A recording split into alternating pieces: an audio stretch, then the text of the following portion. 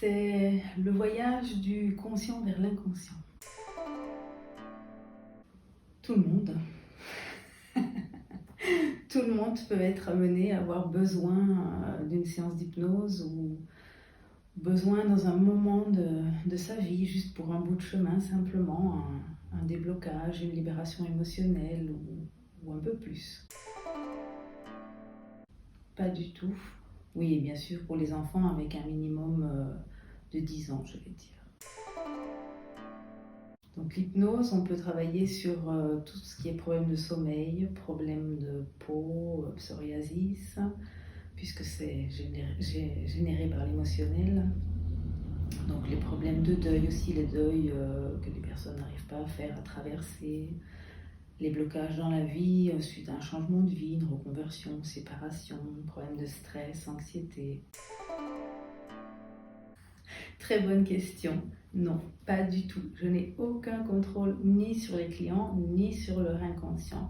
C'est l'inconscient qui donne l'accès à la personne d'aller vraiment chercher ses ressources en elle et ce qu'elle est prête à travailler à l'instant T.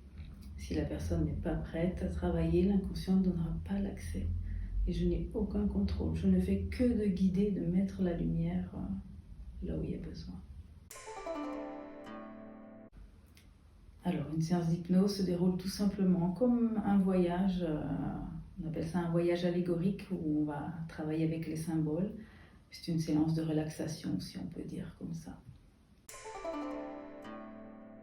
Au niveau étape, disons qu'il y a d'abord le pré-talk, comme on appelle, c'est l'échange verbal avec le client, de savoir quelle est la problématique, quel est son rêve réalisé, qui est l'objectif en fait, mais on parle plutôt de rêve réalisé, puisqu'un objectif ça met de la pression et parfois les objectifs on ne les atteint pas.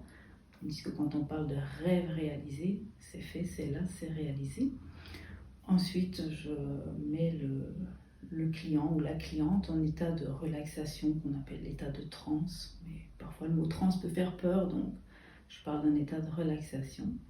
Et puis là commence le voyage à travers les symboles et la personne reste dans un état suffisamment léger de transe pour pouvoir échanger avec moi, répondre aux questions, parce que c'est vraiment elle qui fait son cheminement, qui va chercher toutes ses ressources. Ensuite, il y a le retour, très simplement, à l'état de conscience, se reconscientiser dans la pièce et ouvrir les yeux, prendre une bonne respiration. Tout dépend de là où tu es problématique. On peut régler des choses en une séance ou 2 séances, comme ça peut être 3, 5, 10 séances, en fonction de chaque personne, de son avancement et de la problématique qu'elle a besoin de régler.